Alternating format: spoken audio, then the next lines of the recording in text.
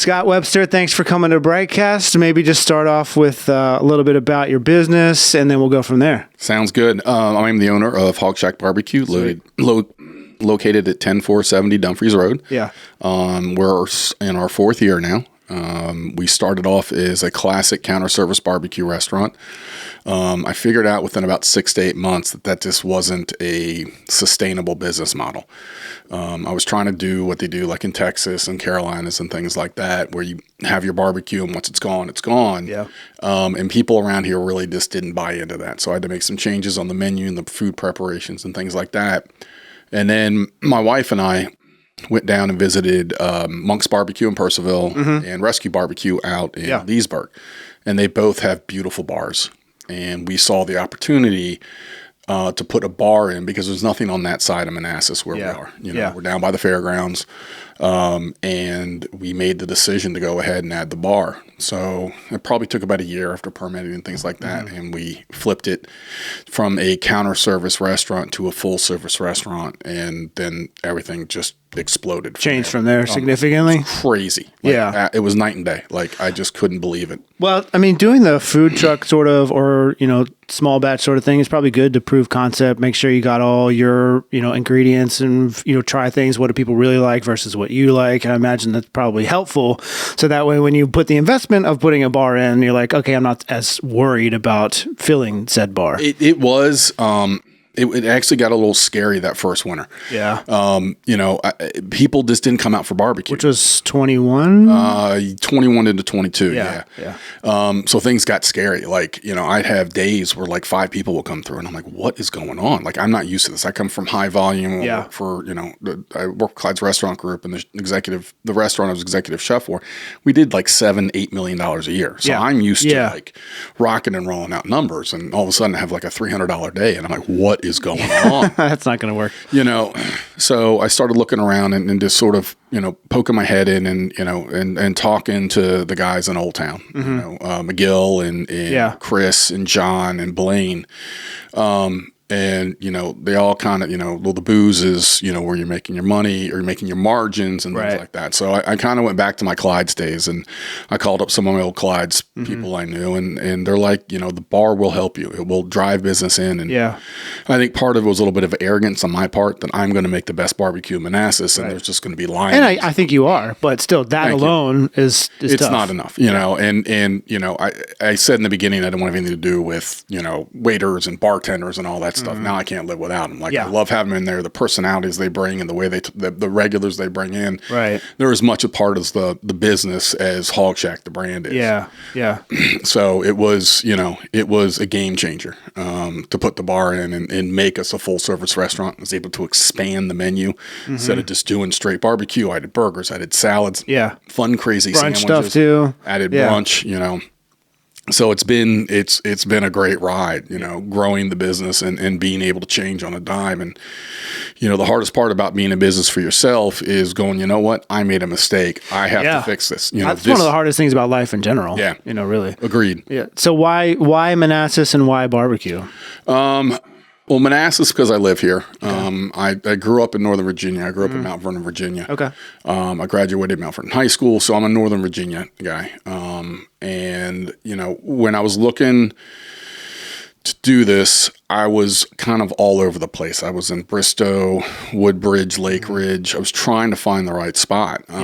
And the building I'm in now is an old Roy Rogers. I guess it's been around forever. Right. From some of the people that come in and tell me about it. And I remember going there when I was a kid. Yeah, for sure. Right, exactly. When it was dirt roads trying to get there half the way.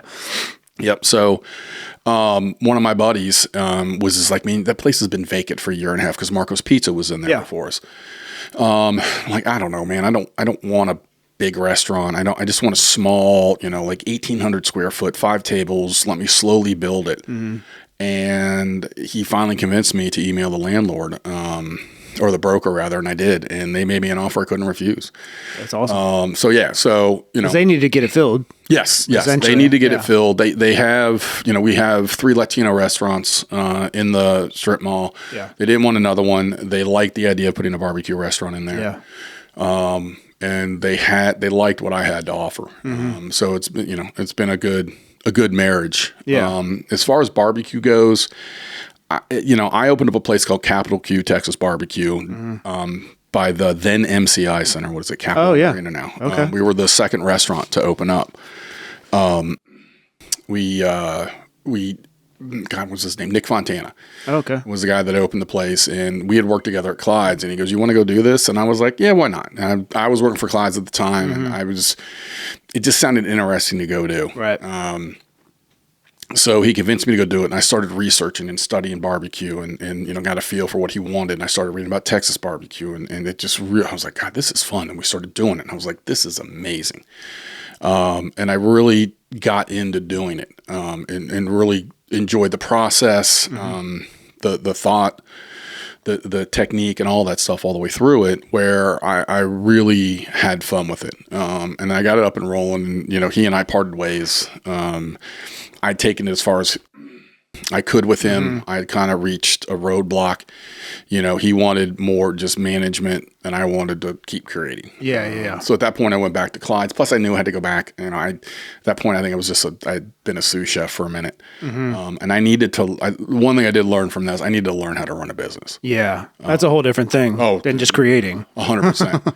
And that's why Clyde's was so good to me, Working from them taught me how to, manage food costs, labor costs, P&Ls, plan menus, all that stuff. And, I am only successful today because of my time spent with Clyde's.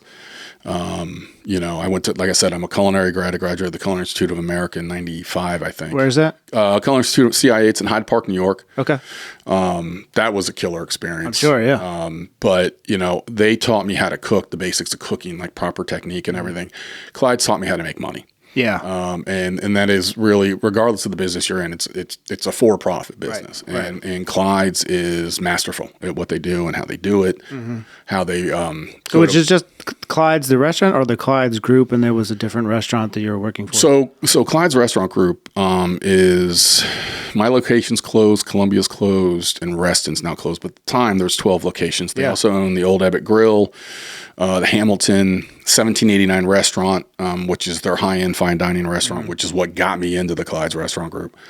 And then they had a couple other small properties they did. And, Clyde's started off in Georgetown as a saloon, serving burgers and beer.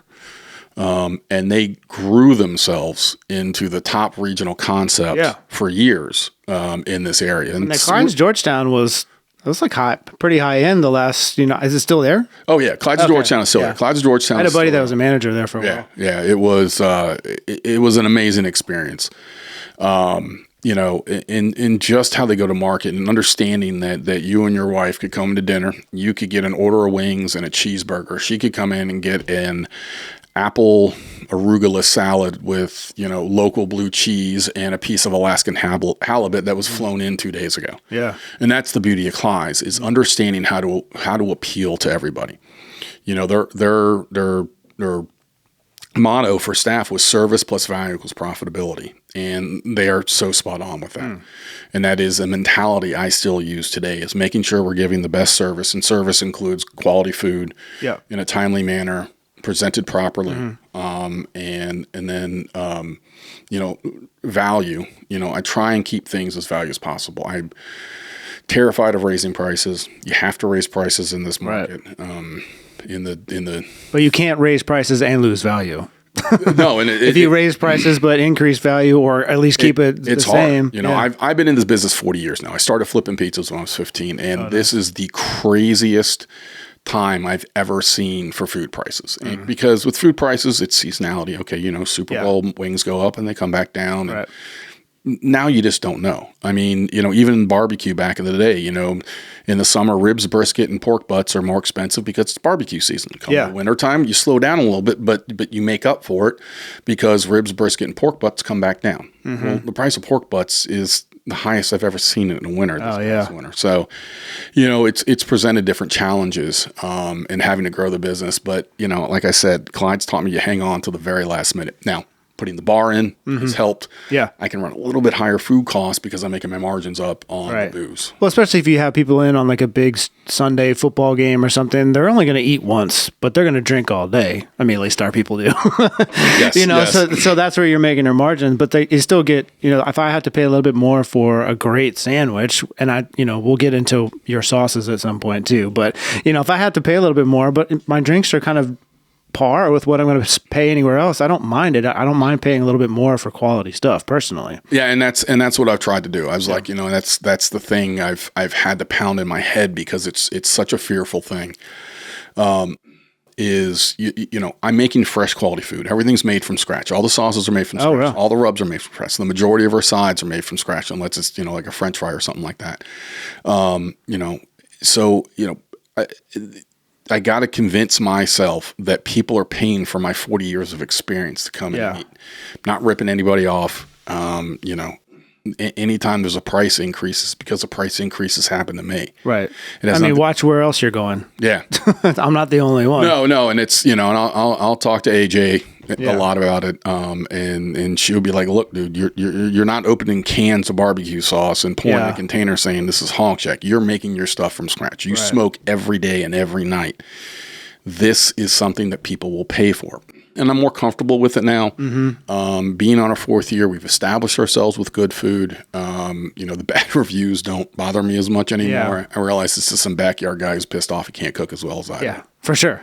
I mean, and then they're not successful. I mean, anyone that's giving negative reviews, that a lot of times it's not even people that have eaten the food or used the service or whatever. They're just like little haters out there. Oh, dude, it's crazy. It's absolutely nuts. I'll get some guy coming, why do it like this? Okay. Go ahead, cook on your... Go start a business. Yeah. Go do it. I wish you the man. best of luck. Yeah. You know, I live in a world of abundance. If you're really that great, then I'm not going to stop you. No, God but in the bless. meantime, I have a business to run and employees to, you know, make sure are getting paid. So, you know, so talking about what really got you into cooking in the first place, was there like a certain thing or did you just grow up around it? So I grew up around, my grandma was the most amazing. Yeah, mine too. Oh God, she could cook. You know, my favorite dish she ever made was pan fried chicken with gravy and mashed potatoes, and I still can't make it as good as she does. Yeah, like I've actually given up because I'm just like the memories are so fond of how she did it and how good it tasted that I just feel like I'm butchering her recipe. Yeah. So I just move on and cook other stuff. But I did. I hung out with her cooking. You know, I would watch her on Thanksgiving, and she lived 5 minutes from me, so we'd go. Oh, that's awesome. Yeah, we'd go for dinners all the time. My mom loved to bake. So I was always around food and cooking. And then I started, I got my first job in a kitchen at 15, flipping pizzas at Generous George's Positive Pizza Place. Oh, okay. And over Just and out. rolls off the tongue? Yes, it does. I always have to slow down and make sure that I'm enunciating all the words. And I immediately got addicted to working in the kitchen. Like the fast paced stress, like it just, like it drew me in.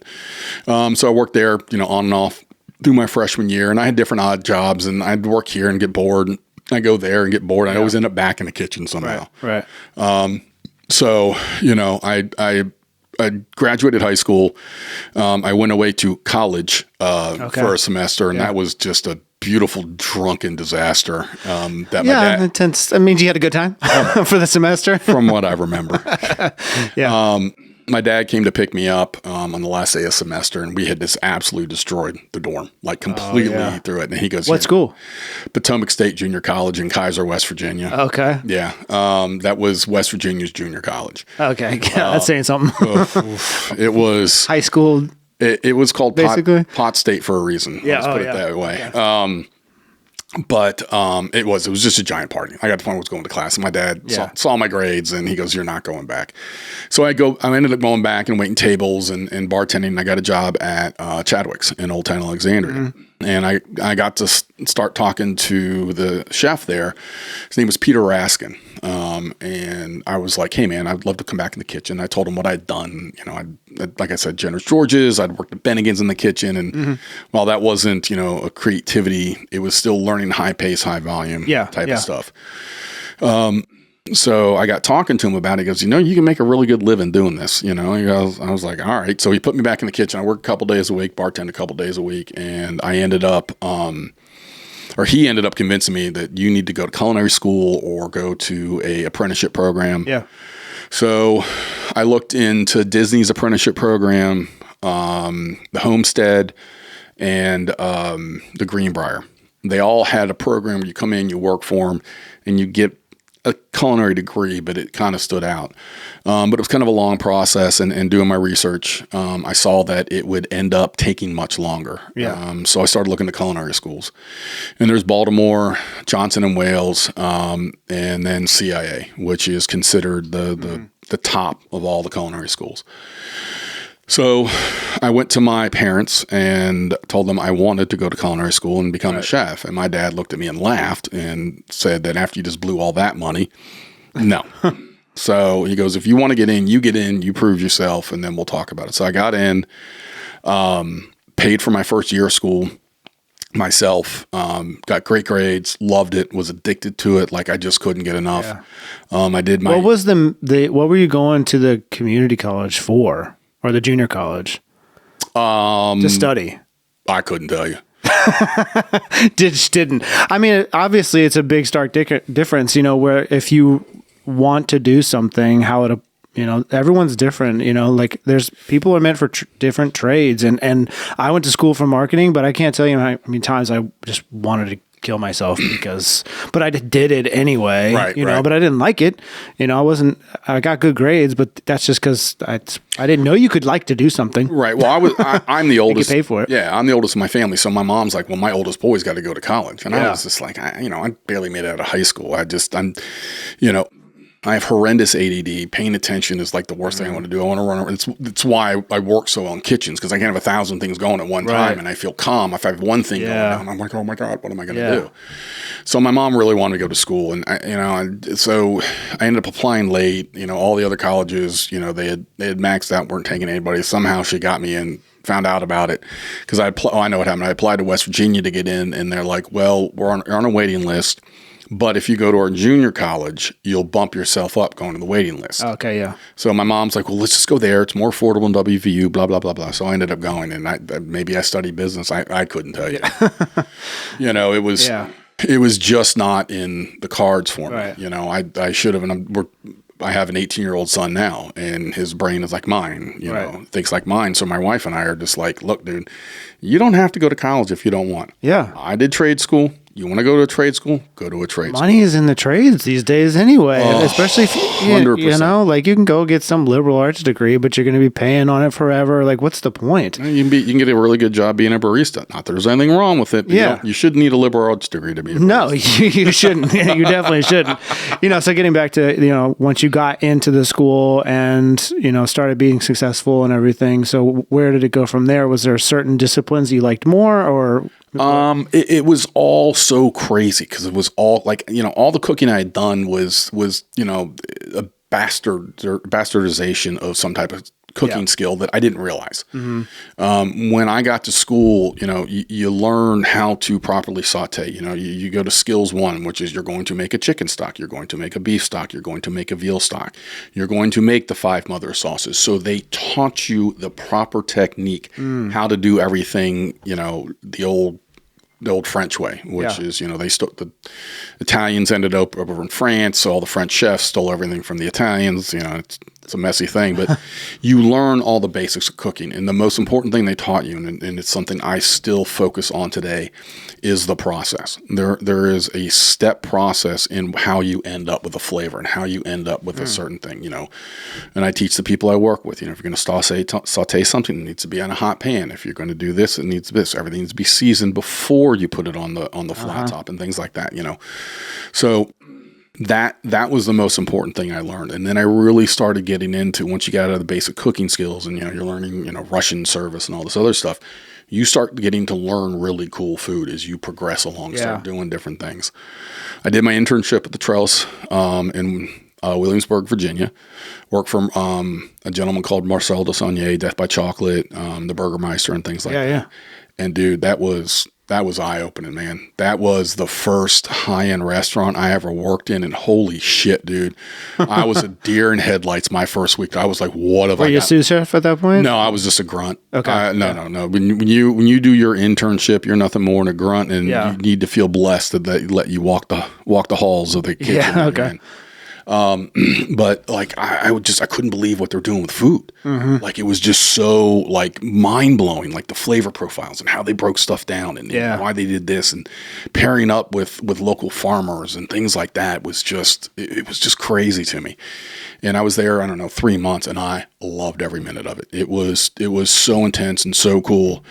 That when I went back for my second year of culinary school, I knew I'd made the right decision. I convinced my father. He paid for my second year. And it just sort of grew from there.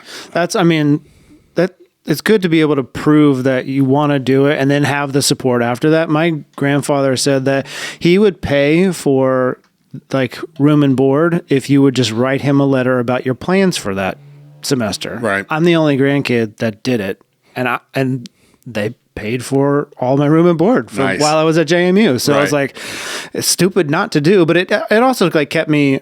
They knew that I was different, and no offense to my brothers and sisters, but they knew that I was more serious because I was willing to do that. Right. And I was more serious, but also like, if I'm going to do this, I could definitely use the help because I don't want to go in 20 grand of debt, and that was how much it would have been at the time. I mean, now who knows what it's going to be. It's another reason to go to trade school. It's brutal. Some of the early costs my son showed me, my wife and I are like, Yeah. So, is there, of those tough times and kitchen experiences, like, was there anything crazy that's happened? I'm sure you got some stories from over the years, like close calls with fires or, when I getting your finger cut off or something. So when I did my internship at the Trellis, you start off in the pantry, which is cold side, whatever you want, salads, desserts, and things like that. And there was the AM pantry manager and the PM pantry manager, and you work for both of them. AM pantry manager, she's a very sweet lady, very nice, very calm. Lunches are a little more calm over there. The PM pantry manager was this short little French woman who I've never been more scared of another human being in my life than her. She was hardcore. She knew her shit. She had worked for some crazy chefs. She would start talking to you and it would be part French, part English, and you had to figure it out. So being the young culinary idiot I was at the time, I started flirting with a waitress. Oh, okay. And I don't remember what was going on, but I was talking to her, the waitress, instead of paying attention. And I went to go grab a glass ice cream dish, and I had the cooler of ice cream open up. I grabbed it. It hit the shelf, and it shattered into the ice cream. Oh. And the French lady's name was Giselle. She watched the whole thing happen. And oh my God, I wanted to crawl in a hole and die. It was awful. And of course, the waitress just went scurrying away at that point. I had to sit there and get yelled at in the middle of like Friday night dinner service. Oh. So it taught me that I need to pay attention. Yeah. Waitresses are for after, not during. Right. But as far as cooking goes, you have fryers, all that kind of stuff. But the excitement is the rush. Yeah. And when I think about, like things I've done, and it's the rush of pumping food out and one plate after another, and you got 4 shrimp and, 3 salmon and 2 halibut, and you put all those out and they all look perfect. They're seasoned perfect. That is what I remember about cooking. Those are there's crazy things and stupid shit that's happened and fires, and I had to empty out Clyde's of Tyson's one time on Father's Day because one of the ovens caught on fire, and it was dinner service, and I was somehow they left me in charge. This was before I was executive chef, and I had to walk out in the dining room because the junior manager working with me didn't have the balls to tell everyone they needed to vacate the building. I'm like, dude, we just called 911. The kitchen's on fire. The kitchen staff's out. We have to get people out of here. So he goes, dude, I don't know what to do. I got to call somebody. So I was like, screw it. I just walked out there. I was like, folks, I'm really sorry, but I do apologize, but we do have a small kitchen fire right now. If everyone could just calmly evacuate the building to the nearest exit. That was hell. And of course, all the bosses start showing up. And like, why'd you do that? And I'm like, well, the fire safety of the people. Sorry, you're worried about the tickets. But and once they figured out that I wasn't bullshitting, a towel had fallen, a grease laden towel had fallen in behind one of the ovens in the vents, and it wouldn't go out. Like, we tried the fire extinguisher, we did everything we could, and the firefighters had to finally come and they doused the shit out of the oven, and finally got it to go out. And that was a crappy experience because then I had to clean it all up. Oh, fun. Yeah, so you found the fire, you emptied the restaurant, you did everything right. Now guess what? You got to clean up the giant mess in the kitchen. As if it was your fault in the first place. Exactly. Yeah. So you're saying that, the hustle and bustle that probably plays well into the way that your mind works. It kind of makes you live, not to be woo-woo, but kind of living in the now and being engaged. Like, I don't think a lot of people do that enough. So they're constantly worried about what's going to happen tomorrow instead of like, hey, I can crush this right now. It's like you're doing a little bit of, I've been in bands and stuff, but like you're writing little songs all the time. That's got to be pretty rewarding thing to do.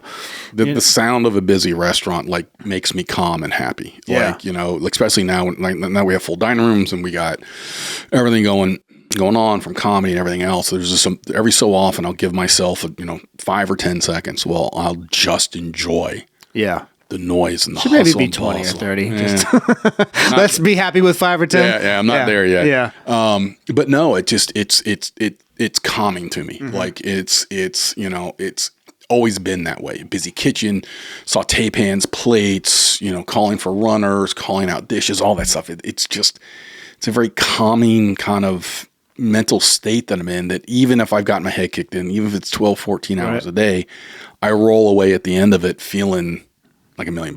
Right.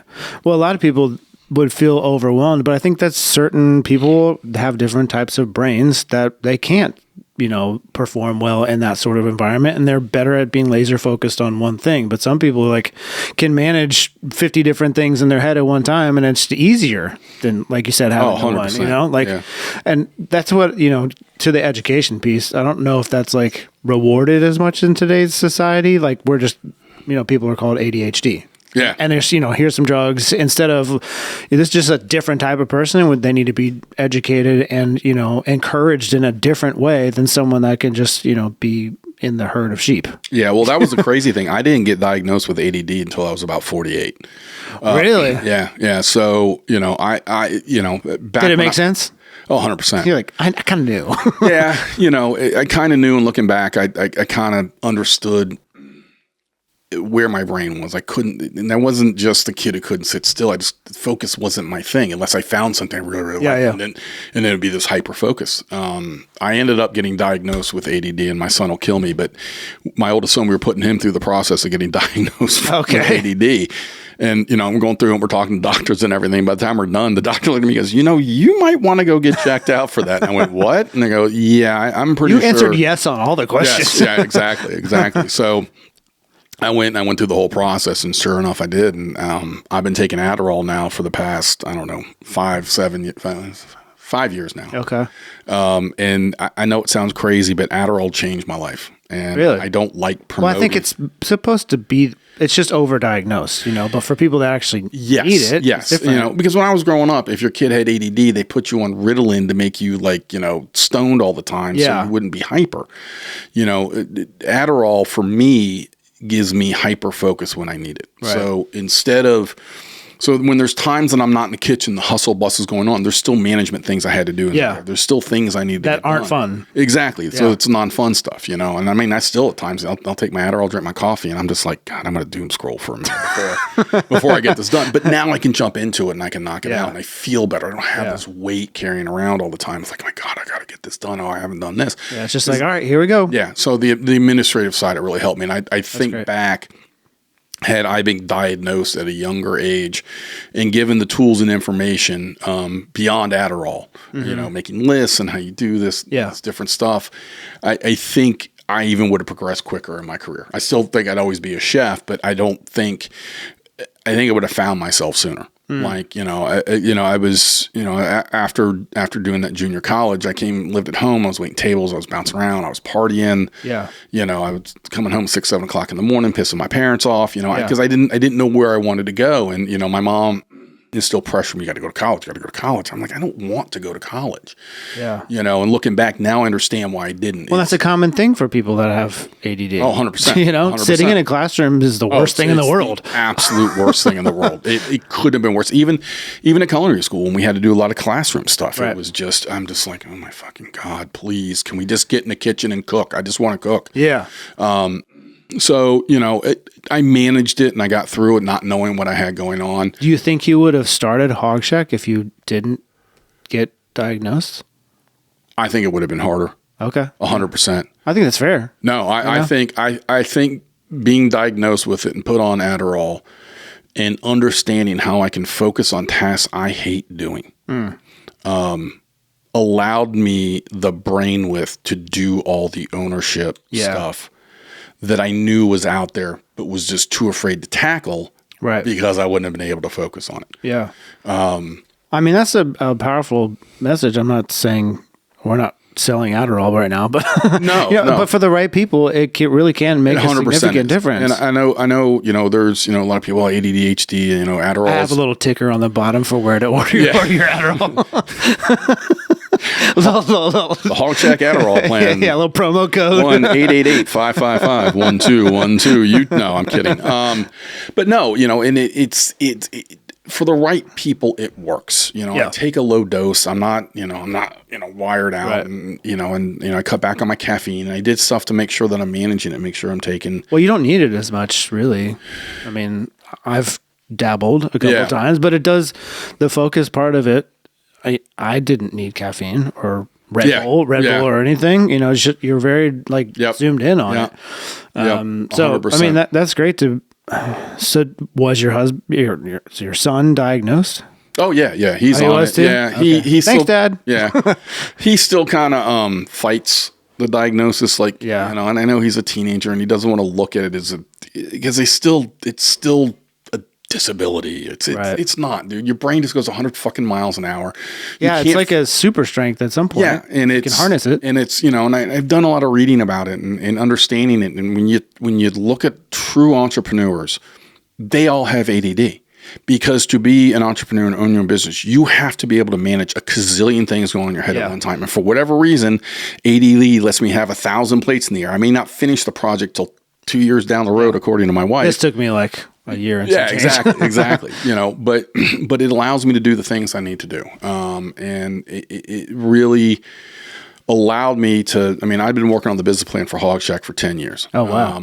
And it was... Was it for a barbecue restaurant or just a general... It was always Hog Shack. Okay. It was always Hog Shack. I always wanted to do barbecue for the reason of it everybody loves barbecue. Yeah. Regardless of how much money you make, regardless of the color of your skin, regardless of anything, everyone loves barbecue. Yeah. And there's just this atmosphere around it where it's about the food. It's not about anything else. I take my food seriously. I don't take myself seriously, which is so less stressful. I can walk around. I can be an idiot in the restaurant, things like that. As long as the food is good, I don't care about the rest of it.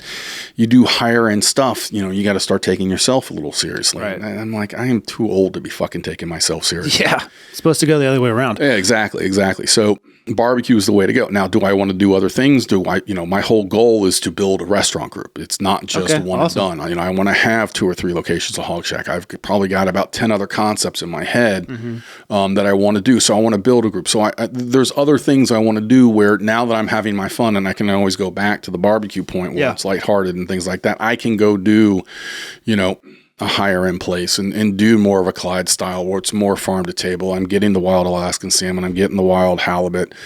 I'm talking to local farmers and getting the best beef around. It's, it's been, butchered and it's on your table within 3 days. Right. Where you really get that freshness and what really matters. And there's just so much I want to do that I look forward to. But at some point, you have to be able to 100% replicate yourself if you wanted to take on a new venture that you were a chef of. So that, that takes a while. Who's going to smoke the meat every day? Are you doing that now?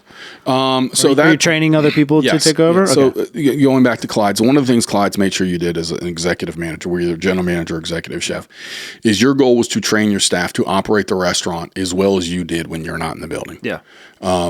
Because they understood that nobody could be in the building 24/7. You'd have burnout, you miss stuff. You die. Get in an accident or something. Yeah, I still fight that now. I'll work 7 days a week, and my staff are going, "What the fuck are you doing here?" I'm like, I don't know. I just like, take the goddamn day off. Go away. Go do that podcast. Yes, exactly. Go do the fucking podcast and leave us alone. But no, so it is something that I learned to do, and I work really hard to do, and do now, where I can take it off, where I've developed the people that, Hog Shack is not 100% there where I can go even open up another Hog Shack, but it's about 80% there. Right. That's awesome. And the only thing holding it back is me.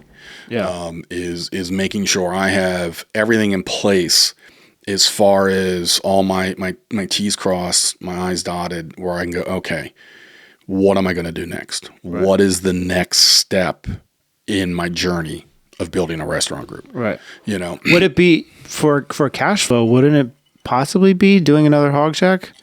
Because you've proven concept, like the ins and outs of it 100%. You just need to be far enough away to not cannibalize sales. It really depends on what's available. Yeah. If you want to save money, you go into second-gen restaurants. It's hands down the most affordable way to go in. Where I went in was a second-gen restaurant. I worked with what I had, and I made it work, and that's what I would have to look for, If I'm going to do another Hog Shack, Culpeper might be a good place. Yeah. Haymarket would be a good place. Woodbridge, I don't know so much. Yeah, Missions over there's a lot going on over there. That'd be more chainy sort of stuff. Exactly. Yeah. So it really just depends on the location that I could find be worth going into. I want to put something in Old Town Manassas. Right. I got a great concept that I'd want to put in there. And Old Town Culpeper would be nice too. Places that up and coming Old Town sort of vibe. Fredericksburg maybe too, possibly. Might be a little bit too far. Well, it's not that it's too far. Is Fredericksburg's gotten a little chainy now? Maybe Old Town Fredericksburg. Yeah. There's not a lot of barbecue. I've had people come up from Fredericksburg saying, when you're putting one in down there, and I'm like, I don't know. Doesn't fit your vibe yet? Not yet. Yeah. Culpeper right now seems to be a leading candidate along with Haymarket. Okay. Those are two spots that when I go there, my sister and brother-in-law live in Culpeper. Okay. And then, I've been to Haymarket, just living close by. The right vibes are there. The hardest thing about Hog Shack is foot traffic. We're a destination restaurant. Yeah. And all the other restaurants in there are Latino. And while some of them, will come in here and there, there's not a big crowd, One of the other places I looked at when I first put this in, I was going to go next to a Tony's Pizza up in Bristow. Mm-hmm. Oh, yeah. I think it was Mr. Pickles or Pickles Ice Cream whatever it was. And my mindset is being next to a Tony's, the same people that eat Tony's will easily eat barbecue. Oh, yeah. And to me, it would have been maybe on the same night. Yeah, exactly. And that's what you want. That we want the foot traffic, and right. That is probably been the biggest challenge. While it was the most affordable, and I got the most from the landlord, the location turned out to be a little bit more challenging than I thought, which is one of the other reasons that the bar went in. I needed a draw besides the barbecue.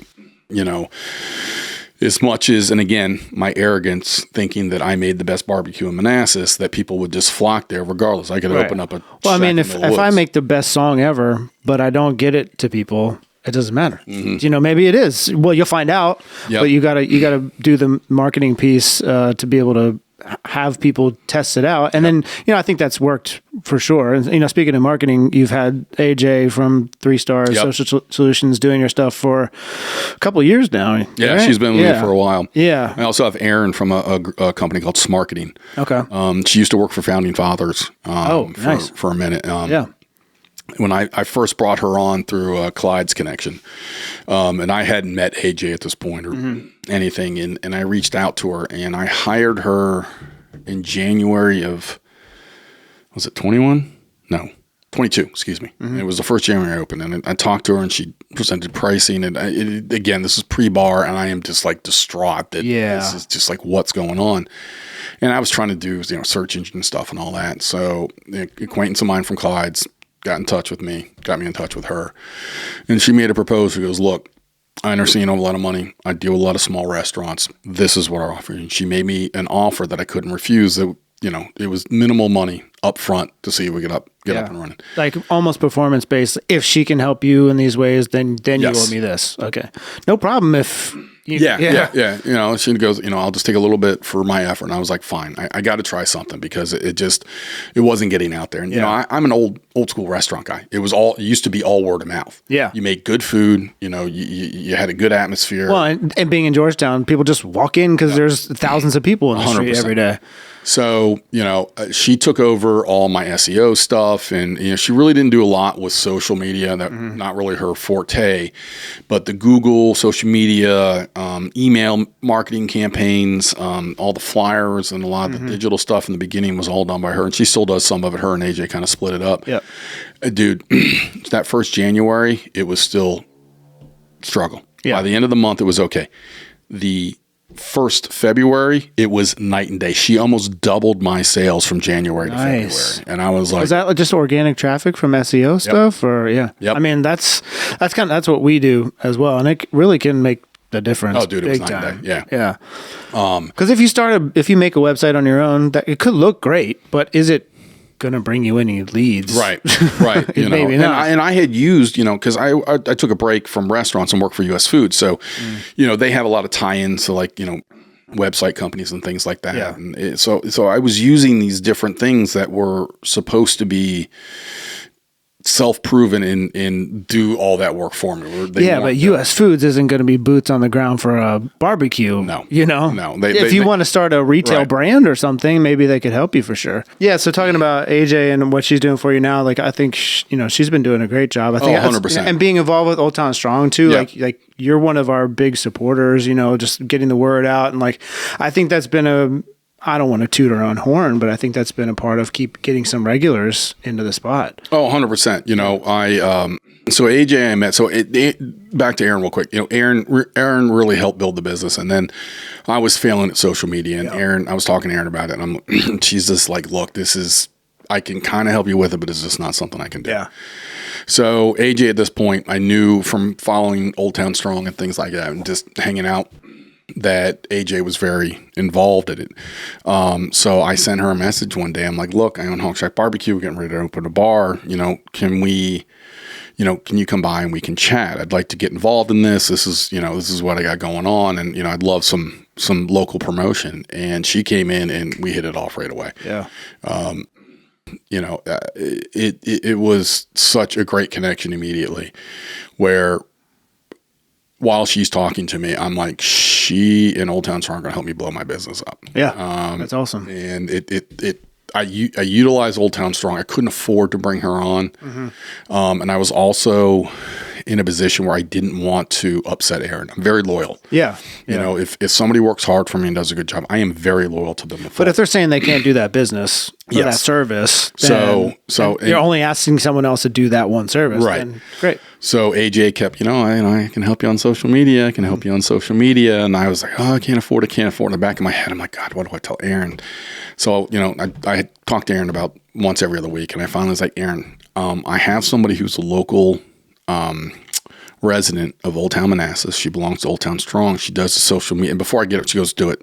Yeah. I've been telling you to do it. She goes, do it. I don't do that stuff. Bring somebody on that can do that. So I was like, would you mind scheduling a call? Like, I was so sheepish about it. Everyone was like, no, let's get on a call. Like, and the two of them, they just clicked. And it was just no one doesn't click with her. Yeah. Unless you're an idiot. Yes, right? Yeah, fair enough. And, and the two of them work so well together, and I tell anybody and everybody, I recommend Aaron, I recommend AJ to anybody and everybody I can. And it's such a great duality that they have, where Aaron's the big picture SEO stuff and email marketing, and AJ is the granular, where she's in there, and she always yells at me because I don't give her fresh pictures or everything she needs. So she's always on me on that. She's on the social. She knows when to release stuff and how to schedule stuff and all that stuff. And the two of them working together have helped Hog Shack get to the next level in ways I couldn't even imagine, and they're like, oh, no, it's you, because it's good food and everything else. I was like, it's not that way anymore. You have to have that social media presence. You have to have that online presence. And, they'll show me metrics all the time. I'm like, Jesus, it just doesn't, when you see the numbers in what they show you, and then you look at your sales and you see how it's all working together, it's crazy. That's great. No, it's 100%. It's a good case study for either of them, just to prove that you can do it. So we kind of do similar stuff, like mostly SEO, ads management, website side of it, but I just never wanted to get into the social media. That's like its own full job 100%. in and of itself. And I knew that if I was going to go the more technical, front end organic route, then I would not have time to do that. So I just farm out stuff to her. I know she's going to do it. So she's so good at it, dude. It's crazy. Why would I compete with someone that's better than me? And she can't do some of the stuff that I could do. Right. So, I think it's a great, and like I said, abundance mentality. Like there's enough out here for all of us. Oh, yeah. And we could probably make more money together anyway. Yep. You No, know? and that's the thing is it's you know, it takes a team to build it. And you know, I've been cooking professionally for 40 years. I have met amazing chefs. I've worked in amazing kitchens. I've worked for amazing people. I have never been more humbled in my entire career than I am with Hog Shack Bar-B-Q, because it's my own thing, my own dream, and I have sink or swim. Yeah, well, it's sink or swim. But I have convinced people to come on this journey with me. Yeah. Whether you work for me, you're a regular, or you're AJ and Aaron, you know, they have believed in me, you know, when money's tight and I can't, hey, Aaron, I'm sorry, I just can't, don't worry. I got you. I know you're going to get me. Yeah. This is just too much. Like this is too good to pass up. Like you are growing and heading in the right direction. And it humbles the living shit out of me. Like I almost get uncomfortable about it. And it's crazy that it's taken me doing my own thing to be that humble, because when you're a young, cocky, you know, kid out of culinary school, you think the greatest thing since sliced fucking bread. Yeah. And, I think that's a lot of people in their 20s anyway. Yeah, absolutely. So I enjoy the being humble in doing all this. And I try and just sort of keep myself in the background, you know, and, you know, as we talked upstairs before we came down, yes, I need to start putting out there my culinary career. I built the brand. I wanted the brand to stand on its own before people. And I think you've done that. Thank you. I think you got a sustainable business at this point. I mean, if you survived during like COVID and all that kind of crazy shit, then I think there's, you know, sky's the limit. Yeah. To be honest. And that's what my wife tells me. She goes, you opened a business at the tail end of COVID. You survived the highest inflation in 40 years, and you continue to grow your business. Right. You know, we still fucking crazy when I say this number. We have increased sales from 23 to 24. We're up over 20%. Yeah. And in any industry, that's fantastic. In the restaurant business, that's just unheard of. Yeah. You know? And I don't rest on my laurels. I don't want to enjoy. I know, but sometimes we do got to pat ourselves, you know, or just be thankful, whatever it is. Like, you know, I'm better at being blood, sweat, and tears. Yeah. You know? No, I'm blood, better at being thankful and humble. Yeah. As opposed to patting myself on the back. Well, they kind of two sides of the same coin, a little bit. But like, I was talking to my cousin. He owns a cabinet shop down in Fredericksburg, and you know, he's like, "Do you ever celebrate the wins that you have, or do you just kind of get back to the grindstone and, you know, keep doing it?" And I was like, "I don't really, you know, but I should. You know, what's the point of it all? If you're not going to be like kind of happy and have a drink with your friend and, you know, be like, I got that new client or whatever happened, you know." I don't think entrepreneurs know how to do that. I think that's what makes us entrepreneurs is you're never, it sounds crazy, but you never enjoy the victories. Yeah. Yeah. Okay. It's cool. Whatever. What are we doing next? What's going on? Okay. Sales are down. Why were sales down? What do I have to do to get sales to the next level? And it's that drive and that passion in what you do that keeps you going and helps you grow. And it's going to help me build my restaurant group, you know, and, you know, and I'm getting a little bit better about enjoying it. Again, 10 seconds, 20 seconds. I'll try and get to 15. I'll see what I can do. But I enjoy that drive, and it's never a drive of fuck. It's always like, like, it's okay. Good. What am I doing next? Boom. This was a great day. What's going on? You know, and even on Tuesday was slow as shit because of the snow and everything else. And I looked at the number. I was like, all right, whatever. I'll just move on. What's next? And, you know, today was nice and warm. We had a really good lunch business. We should have a decent dinner business tonight, you know, and it's off season for barbecue. So the winter is always, I'm facing the double whammy. You know, I've been in this business for 40 years, the majority of it in the DC area. I've worked in Washington, DC, Northern Virginia, inside, outside the Beltway, now out in the burbs. And January, February, and March are really the worst fucking times to be in this business. Is that specifically for barbecue? So in or this, just the restaurant industry in this area, it's the restaurant industry. You know, even when I worked at Clyde's, you know, all of us you just see a drop off in sales. It's just the way it is. Yeah. People hibernate a little bit. Yeah. So this is obviously more specific to the Mid-Atlantic region, Northern Virginia, everything. But barbecue is a double whammy. I cannot figure out for the life of me why people do not translate comfort food and feeling full and warm to barbecue. It is a hearty food, mac and cheese, brisket platter, all this stuff. Collard greens. Collards, all that stuff, man. It's like, come in and eat and feel warm, feel comfortable and things like that. And it hasn't translated in this area. And, and from what I can tell, and, same thing with some of the other barbecue joints, they shorten their hours and do this, that, and the other. And you kind of have to. It just doesn't, right. It doesn't translate. Like I said, I'll talk to McGill, Chris, John, and all those guys. And it's just like, well, we're doing all right. And they'll always be up over me just a little bit. And I'm like, what the fuck? They've also been around significantly longer. And they're in Old Town. Yes. So, and I do. I'm good at correlating I'm destination, everything else. But, the Bone, who is, my main competition, they fall under the same kind of, situation I do. It's a dead of winter. And you sell some barbecue and things like that. Expanding my menus helped. Smoked wings. Yeah. Those are delicious, by the way. Thank you very much. I won a couple trophies with those. Nice.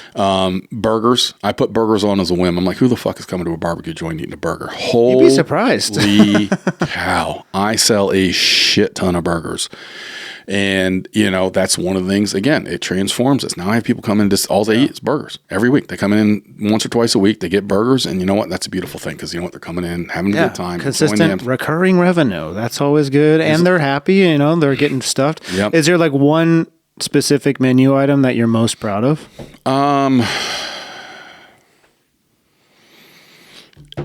My brisket. Brisket's the most aggravating thing to cook in barbecue. Because you're dealing with, in the barbecue world, you smoke whole briskets, and it is a flat, and then there's a cap on top. The flat is very lean, there's very little fat in it, and the cap has an obnoxious amount of fat, and then there's a layer of almost like cellulite in the middle. So you have to figure out how to cook this piece of meat that half of it's covered by the cap, the other half isn't, and you got to smoke it for 12 to 14 hours so everything comes out tender. Easy enough. Oh yeah, sure. Just shoot me in the back of the head. And then, it's because it's a cut of meat, you can do the same thing every time, and it's still like, I'll come in, or my guys will come in the morning, they'll test the brisket. It's not done. You're coming and test it's shredded. Okay, well, I'm not serving brisket today. Like, it's mind-boggling. Yeah. And I learned that. So, because every cow is different, every cut's different, or? We use something called upper 2/3 choice. When you look at the USDA scale, it's prime, choice, select, and then it goes down the other way. Choice is always sort of the middle road for everybody to look, and then upper 2/3 is just a higher quality of cattle you're getting it from. So I order that. I pay extra for the top brisket because you got to have it, because the other stuff will, like I said, it'll tread or it'll be tough or whatever.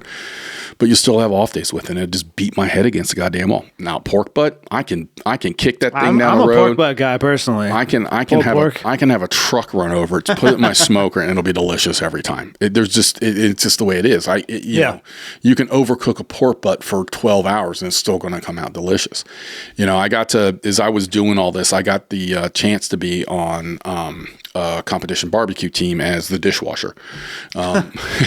And I got to meet this guy. His name was Michael, and his team was Porkalypse Now. Okay. Absolutely I like the name. Hysterical. Good dude. Just so easy to talk to. I met him through an acquaintance, and he knew I was into barbecue. He knew about my background. He knew about Capital Q. And he goes, why don't you come out to an event and just hang out? I'm like, dude, I don't know anything about it. I don't want to get in your way. He goes, no, just come and hang out. We'll just chit chat. And, I ended up doing dishes and things like that. But I really got to pick his brain, and he loved talking to me because I brought the culinary thought process to him. And because he's straight barbecue. Okay, yeah. So he didn't have that culinary background. So he enjoyed talking to me about the culinary background and, how do you view this as a chef and this, that, and everything else. He's just viewing on flavor. Yeah. But he could cook barbecue like nothing I've ever seen. And we were talking about it. And I was like, teach me about competition barbecue, because up until that point, competition barbecue and, we use Mission as an example. To me, they were one and the same. And after spending time with him, I realized it is two different worlds. And the way he described competition barbecue to me is competition barbecue is nothing more than the best mediocre bite of barbecue you're ever going to have in their life. I went, what? He goes, they get one bite. So they inject it, they soak it, they do all this crazy stuff to it. And I remember watching him cook chicken thighs. He got out one of those muffin pans that are made out of that flexible rubber, whatever the hell it's called. And he filled each little cup with parquet. And I was like, what are you doing? He goes, we cook our chicken in parquet. Everybody cooks their chicken in parquet. And then they, each, and I was like, that is the craziest fucking, dude, it was the best one bite of chicken I've ever had in my life. If it's going to be one bite. Yeah. And that's really what I learned about competition barbecue. It's one bite. So they inject their briskets, which I still think is cheating, but that's just my personal opinion, with beef juice and all this other kind of, but they need that one bite to woo the judges. And you also have to know where you're going. So you have to know that these judges in this area prefer sweet over vinegary. These judges over here prefer a little bit of spice as opposed to sweet. So he has all these different ways to break down. Now he's got the same way he cooks the brisket each and every time through every competition. But he says he's shown up to a competition he won one year, did everything the exact same way, and became a dead last because the brisket just failed on him. And those guys they're going out and they're dropping the $300-400 on a single brisket for like Wagyu. Yeah. So he still has made the best burnt ends I've ever eaten. Oh God, it was so good. but having that understanding of, competition barbecue to what I call production barbecue, because you're producing a lot of barbecue. Yeah. And it sort of took me back to the way I envision food as a chef it's a journey. You're eating one of my dishes, whether I was a chef at Clyde's or you're eating a pulled pork sandwich at Hog Shack. It is a journey as you're going through it. You're going to find different textures, different flavors, a little bit of this, a little bit of that is going on. Maybe this is vinegary, maybe this is spicy, maybe this is sweet. But by the time you're done with it, you caught the entire journey of that meal. Yeah. And in your brain, you're going to have a fond memory of it. You can't do that with a single bite. No, you can't do that with a single bite. Yeah. And that was the most eye-opening thing. And, I remember one time I was just chowing on the brisket. He goes, dude, don't eat too much. I was like, why? He goes, that's nothing but salt. Do not. And I'm like, oh, no, I'm fine. And of course, like an hour later, I'm like, oh my God, do you have water? I need water or something, because I told you not to do that. Gain 5 pounds. Yeah, no shit. But he would also make his burnt ends on the side. And that was like something, dude, it was like crack. Like it was the greatest thing I've ever eaten. I still remember it. And the 2 competitions I did with him, I did one out in Winchester. And I think the other one was in Maryland. He was grand champion and reserve grand champion. Yeah. And for whatever reason, he brought me up on stage and let me be part of it. And it was awesome. Oh, it was amazing. Amazing. That's awesome. And, I don't have the patience for competition barbecue. Mm-hmm. I'm too much of an asshole to have, again, back to the beginning of the conversation, somebody who doesn't cook a lot of barbecue but thinks they know barbecue. Yeah, so I can't really cook at all, but I think I have a decent palate because I've eaten a lot of different places, but my wife is a great cook. Right. Not trained significant, but family's really good cooks and stuff. So we had an idea for like a TikTok channel called like The Food Critic That Doesn't Cook. And we got like a little jingle to it, the food critic who doesn't cook.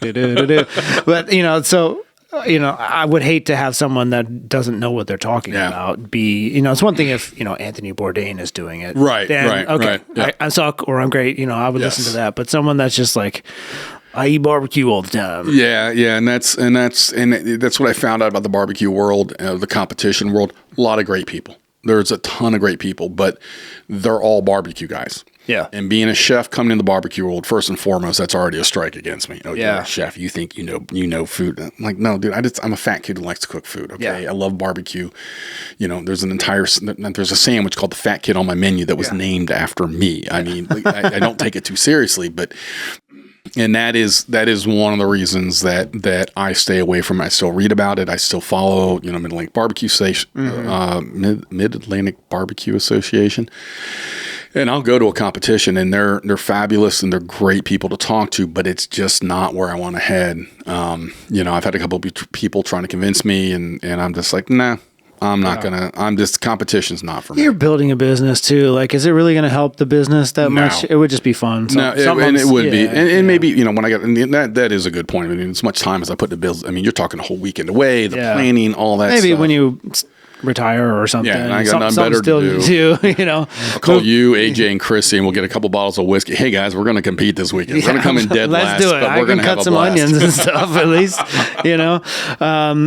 So like, what is your favorite food? Is it barbecue or is there anything that like to eat, to cook, to? Well, let's do both. Let's say eat first. God, that's hard. You can narrow it down to a culture or something. I would probably, if I had to pick one foodie, it would probably have to be Italian. And I have no like rationale why. Yeah. There's just certain Butter and garlic. Well, yes, lots of butter and garlic. I think risotto is one of the most perfect dishes on the planet. If you can find somebody who cooks really good risotto and enjoy it, it is little bites of velvety heaven that just will melt in your mouth. That's why they always do Hell's Kitchen. That's like one of the first things they have to nail down. Yeah. Right? It's so hard to do good risotto. Yeah. It is so hard. I have fucked up so many fucking pans of risotto in my life. And it's even harder to do when you're trying to do it in a kitchen environment. You make the risotto, you chill the risotto, but you don't cook it all the way. It has to be al dente, and you have to get most of the seasoning in. Okay, when you reheat it, there's another order coming in. Yeah, so it's this crazy process and how you have to do it. But a really good risotto with fresh morel mushrooms. Crazy story. I did a stage, which is a 3-day tryout at the Inn at Little Washington. Kicked myself. Oh wow! I've seen that documentary. Not taking that job was the dumbest thing I ever did. That's a whole nother story. So I go out and do a stage there, and this is in their old kitchen before they built the new one, which is just magnificent. And, I'm just there goofing around, and they had me floating around doing different things. And this dude walks in, had about 3 teeth, looked like a hillbilly, and he rolls in with 4 grocery bags of fresh morel mushrooms that he had picked that morning. And I'm like, mother of God. Because morel mushrooms, they're like the god of mushrooms. You get fresh morels. It's just like, holy shit. These are just, there's so many things you can do with them. The flavor, the earthiness, everything about them is amazing. So I'm like, this is awesome. So they're washing them and I'm putting them in a little bit of this, a little bit of that, kind of cleaning them, straining them, getting them. And the chef comes by and goes, okay, we're going to saute these down in shallots, a little bit of white wine, fresh thyme, and some Chablis. Okay, cool. And then we're going to puree all of them. I just looked and went, what? We pureed all of them and made little amuses that day. What is amuse? An amuse is a sort of thing. No, an amuse is like if you go to the nicer restaurants and things like that. It's a little tasting for the chef. It's the chef's mood. He sends out a little amuse. Here, have this little plate, okay. This little taster. This is the mood. This is the direction I'm feeling. This is what sparked me today. This is fresh morels that somebody brought in, and I'm just gonna fucking destroy them and turn them into a fucking puree. It was the best fucking puree I'd ever made in my life, dude. Oh, it was so good. So he knew what he was doing. Oh, 100%, dude. I was just like, fuck. I hate it when people know what they're doing and I'm wrong. Yeah.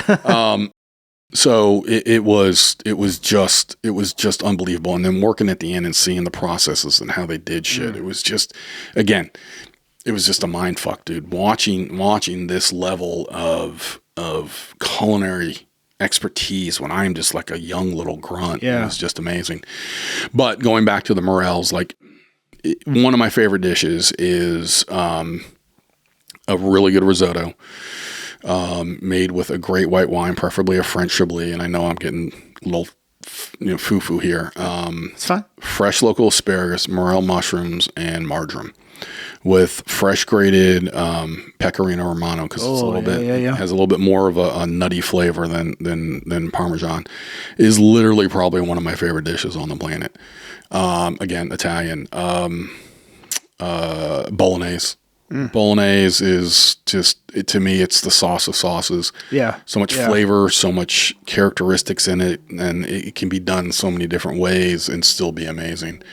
Ossobuco, which is veal shank. So it's veal shank. Is that Italian as well? Yeah. Okay. So one of my instructors at culinary school used to call it veal ossobuco. Yeah, I was like, whatever. Dad jokes. Yeah, it was a dad joke, but I tell you what, his ossobuco was fucking amazing. So ossobuco is veal shank. They cut it into about an inch and a half. Going through it, you sear it and you braise it down, and a shit ton of red wine, mirepoix, which is carrot, celery, onions, thyme, bay leaf, garlic, and lots of tomato paste. And you throw veal stock on top of it, and you cook it, and you braise it, and then you pull everything out, and then you take that braising liquid that was in, and you reduce it down, and then you strain it out, and you make your sauce out of that. And then most places will serve it on saffron risotto, reheat the the Ossobuco or the Ossobuco piece, sorry, with some like fresh veal stock. Yeah. And then you finish it with the sauce, the reduction sauce. You put it on top of risotto, and you serve it with begins with a G. I can't name, but anyways, it's basically a mixture of chopped parsley, a little bit of garlic, and lemon zest. Okay. And it's just it's a mind fuck how good it is. Oh god, you bite. So is that what you would do? You think if you went higher end, like an Italian thing? No, I don't know how to cook Italian that well. Okay. I love eating good Italian. Yeah. I mean, not saying I wouldn't. Yeah. Well, you got to, whenever that vision happens, you'll know. So if I'm doing something higher end, it's going to be more Clyde style, where I can do veal ossobuco, but I can also do a bison burger, or where I can steak frites. Yeah, steak frites. And that's one of the good things about Clyde's, and why I would do my version of Clyde's is I can do whatever I want. Yeah, I can do veal ossobuco as a dinner special for the weekend, or I can do the bison burger, or you know what, I can get my hands on some Alaskan halibut that just hit Dulles Airport about 3 hours ago. Give me X amount. When it's gone, it's gone. You can do the real creative stuff. Yeah, exactly. Yeah. I mean, what's one, through this conversation, I would say if you started telling your story a little bit more of this, culinary history that you've had, by the time that you're ready to start that, more higher end thing, people will know you for that a little bit more.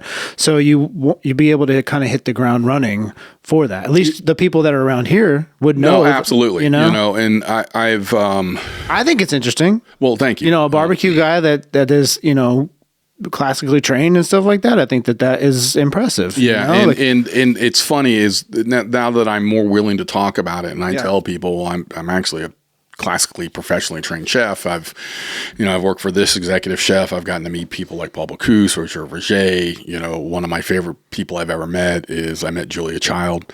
Oh my gosh. Dude, my wife would love to hear that. Oh my God, dude. So I had done my internship. Yeah. So I had done my internship at the Trellis. Yeah. And the good thing about Marcel from the Trellis is he made sure to know all his interns. So he knew who I was, and he was coming back up to visit the school for an event they were doing with Julia. And everybody was there. Like you what is this, mid-90s? You think of Dean Faring, Bobby Flay, Deborah Ponzak, all these top chefs are there hanging out. And Marcel comes up, and I was doing some prep in a kitchen for one of the other chefs. Not directly related to Julia, but it's part of one of the functions. And, Marcel being the star that he was, I happened to catch him, and he goes, "Hey, Scott, how you doing?" I was like, "I'm doing fantastic, sir. How you doing?" He wanted me to come back and work for him after I graduated, and, he enjoyed what I did and everything else. And he goes, "Hey, you got a minute?" I'm like, "Yeah, I'm just sort of taking a break right now. We got to go back and finish prepping something." He goes, "You want to meet Julia Child?" I looked at him. I was like, "You fucking get it." I didn't say it, but in my head, is he fucking kidding me? He goes, "Come on, I'll introduce you." And sure enough, we walked over, and he goes, "Julia, here, I want to meet somebody. This is Scott Webster. He did an internship with me this summer. He was absolutely fantastic, and he wanted to meet you." And I'm like, that's a rock star. Oh, I didn't know what to say. Yeah. I'm like, that is to this day. And of all the chefs I've met, and like I said, I got to meet Bocuse, and, that was the one good thing about culinary school is it's an hour and 20 minutes outside New York. You met everybody. Yeah. Even the people that were down in Texas, like Dean Faring and some of the other people, they all came to New York because, James Beard dinners and things like that were all happening. So I got to meet all these amazing fucking people. But she, to this day, I mean, fuck. She was nice. Oh my God. Yeah. Oh my God, it's so nice to meet you, Scott. How you doing? How do you like school? The whole conversation maybe was a minute, 2 minutes. Right. And I was just in awe. Yeah. I am talking to Julia Child, and she was as nice as you see her on TV. Yeah. Awesome. It's just amazing, I worked for Riss Lacoste at the 1789, who now has her own place in DC. And she was, who is just another superstar chef in the city that you ever get the chance to eat at a restaurant, go. Okay. It's called Riss. She did this big thing with Julia at the 89, and I had moved on at that point. I think it was at Clyde's at Georgetown. And she did this whole thing where they made this whole documentary about it and everything, and was all done at the 1789 where I used to work, and all this about Julia, for Julia, celebrating Julia's life. And I got to go back and talk to Riss about it. Oh, that's awesome. And the inspiration that Julia Child, she changed our profession in the United States. It's, you look at the classic French chefs like Bocuse and Verger and those guys over in France who made being a chef was a grunt, and you're in the kitchen. You weren't famous. You weren't anything. He turned it into, you're a superstar. Yeah. And it was just amazing. Well, and there's so many of them now. Oh, it's crazy. And then Julia transformed it in this country. Took it from, again, just sort of, oh, you're a chef? Oh my God, you're a chef? And her transformation of the industry in the United States is forever marked as one of the greatest things in my field. And I just, at times, I don't think some of these young people appreciate enough what she did to make it so we can make a living and we can be superstars and you can have Food Network, which is a whole nother conversation. But, she is an amazing woman. I still have, I think I got one of her cookbooks. But just in general, she is everything that being a culinary person is in this country, and meeting her was one of the most amazing things in my life on a random chance one day. An unexpected bucket list. Oh my God. Yeah. I didn't even know it was on my list until it happened. Yeah, that's awesome. So, you guys, if you could have this is a funny question. If you could have a dream dinner party, who would it be? Julia Child, obviously, be one of them now. To cook for? Oh my God, I'd fucking kill myself. There's no chance I cook for Julia. If I could, like, someone to cook for or someone to eat with? Well, let's say cook for. All right, if I'm going to cook for, who would you want to like kind of prove yourself to without being egotistical? That's an interesting question because there's so many different ways that you can go with that. Yeah. Like a Gordon Ramsay or no, he's Gordon Ramsay, God bless him, but no, he's just, how do I say this? I'm not beyond Gordon Ramsay, but he enjoys the younger culinary people. And and I'm not saying I'm established enough, but I'd be thankful he came in a restaurant. I'd love to talk to him about food, but the whole Gordon Ramsay persona, I don't want to be a part of. I don't want to be part of Hell's Kitchen and things like that. No, I'd want to cook for people that I grew up appreciating, who I know love food and love a good time. John Riggins. Okay, yeah, you got former Redskin. Yeah. It'd probably be sports people. Okay. Cal Ripken Jr. Yeah, that'd be cool. Joe Theismann. Yeah. He's an egotistical person, but I've gotten to meet him a couple times, and he's actually not as bad as probably not about barbecue. No. It's that's as crazy as that question is. It's because when you sent me the questions, like God, that's probably the hardest one to answer. Yeah. From a culinary standpoint, I would love John Guattari is one of my mentors. He was the corporate chef for Clyde's Restaurant Group for a long time. He randomly surprised me and showed up at my restaurant. Oh wow! At Hog Shack, and I almost cried. Like like this guy taught me how to be that next level, like chef, like all encompassing. Like a lot of people taught me how to cook. He taught me how to be a chef, how to manage the entire kitchen, how to grow your menu under the Clyde's moniker and things like that. And I'm always internally grateful for him. Just like a great chef, absolute lunatic. 100%. I mean, a lot are. Yeah. Right? And he enjoyed abusing me 100 ways to Sunday as much as he could. But no, that was a cool moment. So while I didn't cook directly for him, I got him to come in, and Tom Meyer, who used to be the vice president of Clyde's Restaurant Group for a long time, every so often, he'll send me a message and things like that. Like, dude, I'm just so proud of what you're doing. Awesome. Yeah. Like when I put the bar and I post a picture of the bar, he sent me dude, that is a beautiful bar. Yeah. And the bar top is it's an old Chicago style bar top, and the style of it's pulled directly from Clyde's Georgetown. It's my aunt. Yeah, it kind of gave me that vibe. Yeah. It makes sense that you work there. yes. So I wanted that combination of, I got the tin going across the front, but I wanted the bar top. I wanted to look like a Clyde's bar. Yeah. The dark stain on it, the Chicago bar rail and everything on it. So getting recognition from them has been awesome. So I'd probably want to sit down and cook them a nice dinner and just enjoy their company and hanging out and shooting the shit. Yeah. And Anthony Bourdain.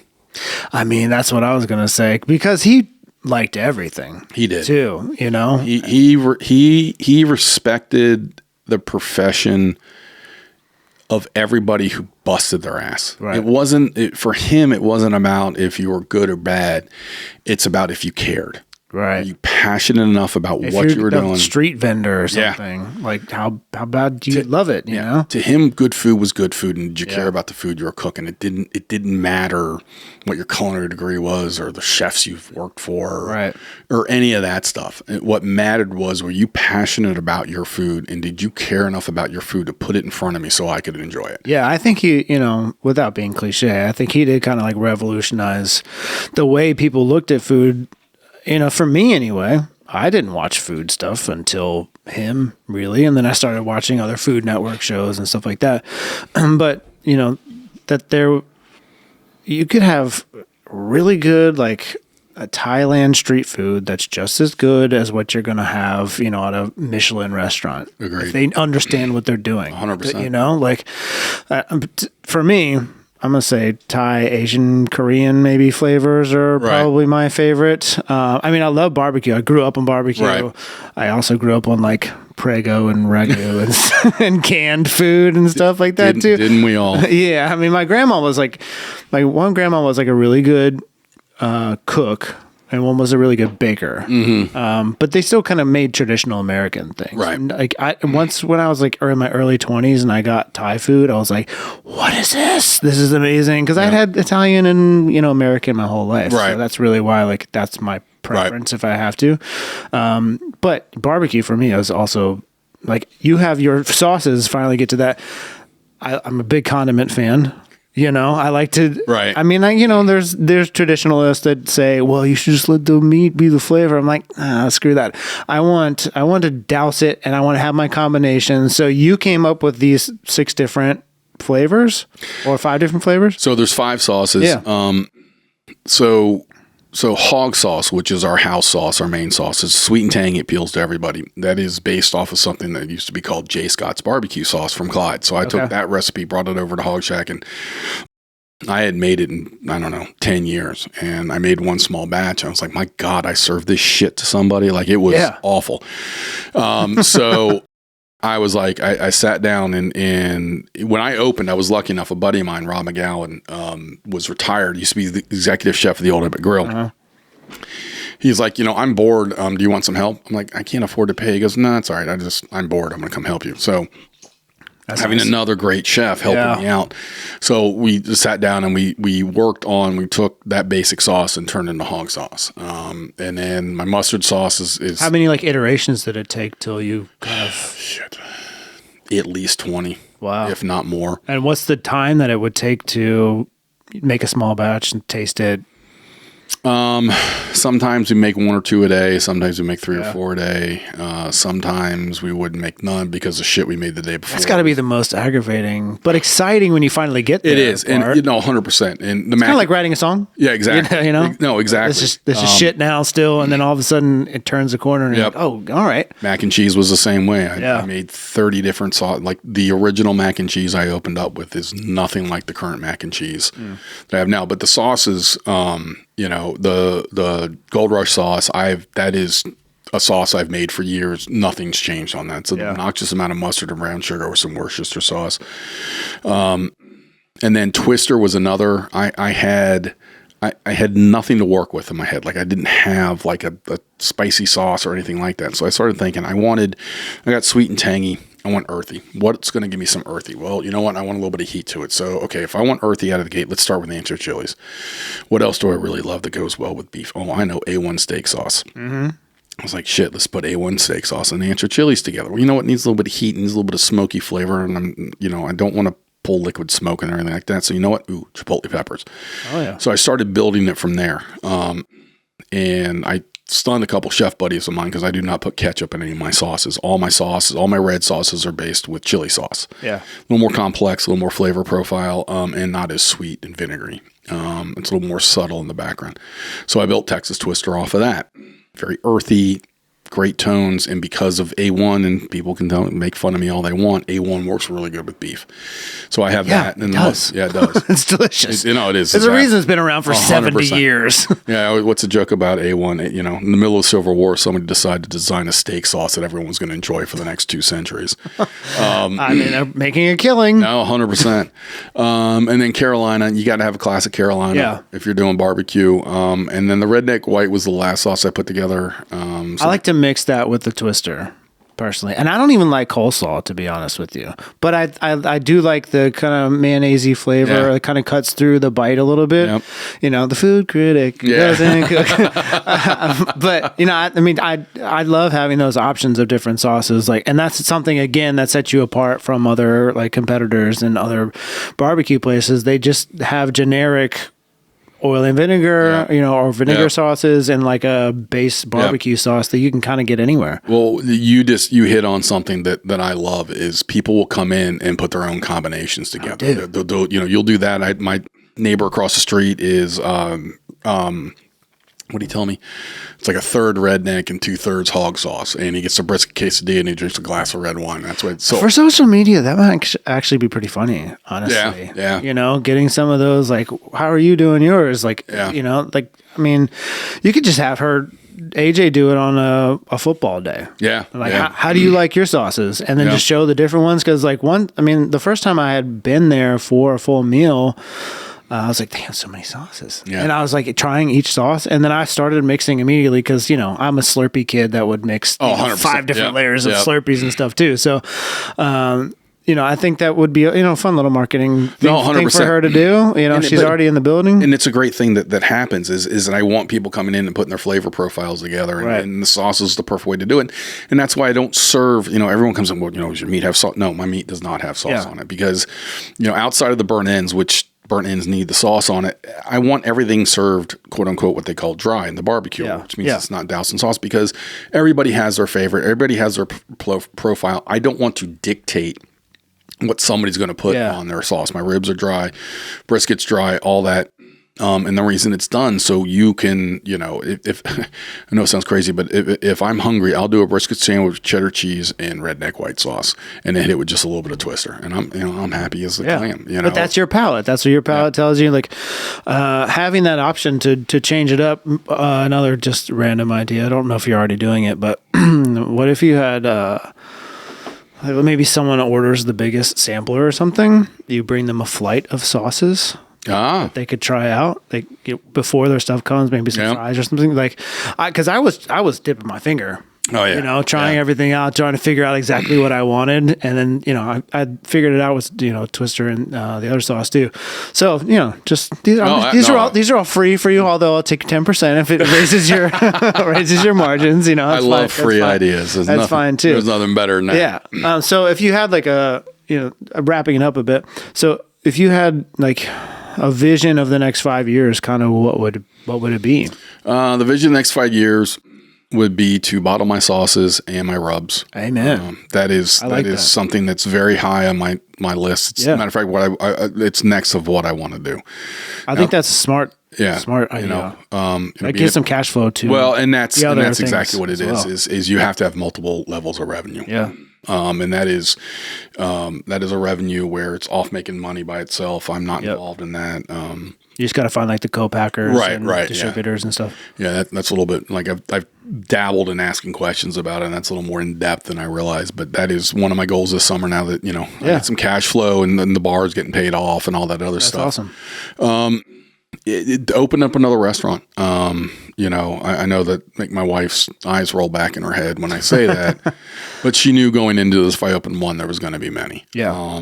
If it's something in Old Town Manassas and it's my version of Clyde's, or if it's a Hog Shack out in Culpeper, it's just going to kind of be what opportunity presents itself. Right. As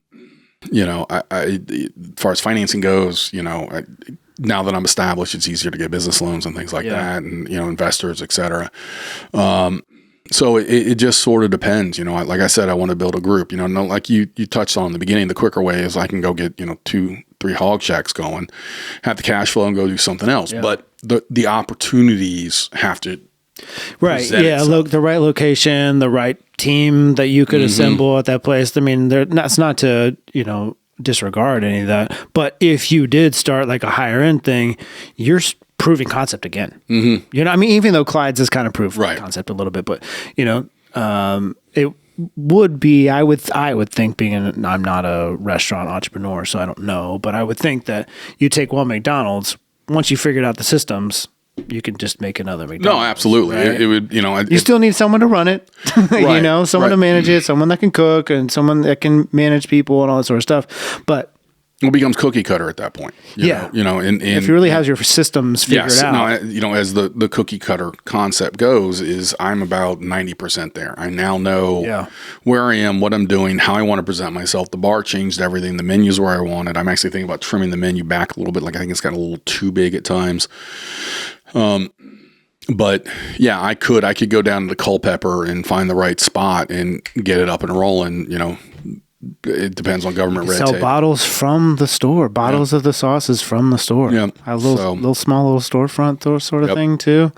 Yeah, but there's stuff in Old Town that's happening too. That even though I think I could do the Clyde style thing in Old Town because I'm known well enough in Old Town that hey, this guy cooks good food. For sure. And doing the podcast and I'm just thinking about your time to be able to.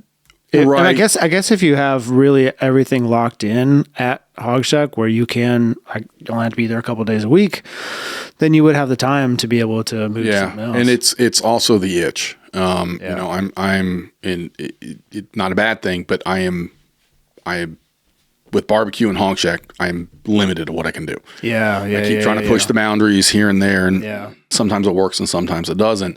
Well, if I go find a small spot in Old creativity Town, I can get back to my creativity and things like that I really, really enjoy. And I've been able to do some fun stuff. The Hog Shack menu just isn't barbecue anymore. It's Tex-Mex, it's El Paso style, it's Southern style food. There's a lot that pulls into it, but I can't come in and do a really nice risotto. I can't bust out a nice bolognese and a pappardelle pasta. I can't do that there. And those are some of the things that I miss cooking. Do you have an idea for a menu if you were to start? Oh my God. Someplace? Absolutely. What if you started creating some of these on social media? I mean, pre-filming them, right? But presenting them that way, you get to cook it, you get to eat it, but you can start to see what people respond to and what they like, and then it'll help you create your menu while you're still being creative. Yeah, no, that's what I mean? Not a bad idea. Just something fun to do in the meantime while you're waiting for the next opportunity to happen. Sort of a ghost kitchen concept. Yeah, I mean, you don't even have to sell it. You can just give it to us for free. I have my motives. No, I mean, for real, that's not the worst idea, because if you are kind of waiting for the right opportunity, it's part of that is being ready for that opportunity to happen, and you're lining all these other things up. The next thing to be all right, well, you can get back to doing the fun stuff just even at your house. And then if you can start to document some of that, I mean, it's not difficult to do.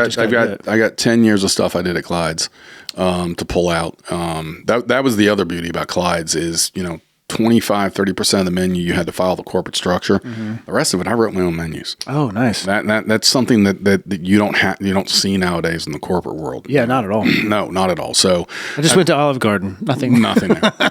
No specials. No, and that's what Clyde's. You had to have the chili, Clyde's chili. You had to have on crab dip. You had to have their wings. You had to have their burger, and whatnot.